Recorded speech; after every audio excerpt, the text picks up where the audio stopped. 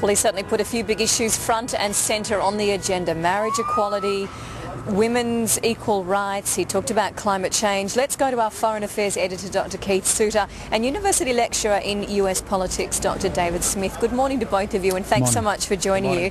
Keith, if I'll start with you, what did you think of the inaugural speech, particularly covering, as I said, quite a wide range, putting marriage equality, gay rights, female equality, he talked about the economy, obviously, putting all of those front and centre. Even climate change sort of took a few people by surprise. Yes, I think he was really trying to touch base with all of his supporters on a number of issues. Now, of course, in reality, he's not going to be able to address all of those issues. The gay rights, for example, is going to be more on the agenda for the Supreme Court, and is also, generally speaking, more of a states matter rather than a national matter for the president. So I think what he's doing is simply saying to his supporters, I've heard you. These are the issues that I would like to address, but effectively we know the president really has only, although he's sworn in for 4 years, when you look at the history of presidents, he's only got about 1 year in which to really make major changes.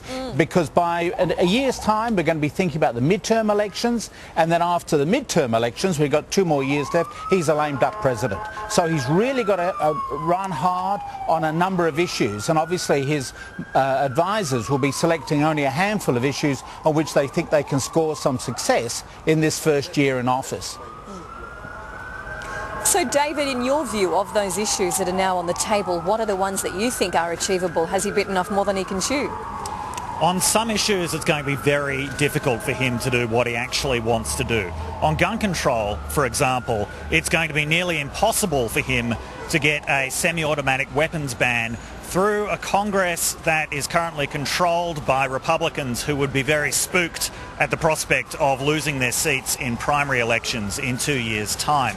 What's probably most achievable for him is comprehensive immigration reform, which is something that he made an important part of his campaign, which is something that Republicans might be prepared to go along with at the moment because they're worried about the future of their party if they can't attract more Latinos into the fold. So now might be the time for Obama really to push hard for a new plan for undocumented immigrants in the United States that actually gives them a path to citizenship.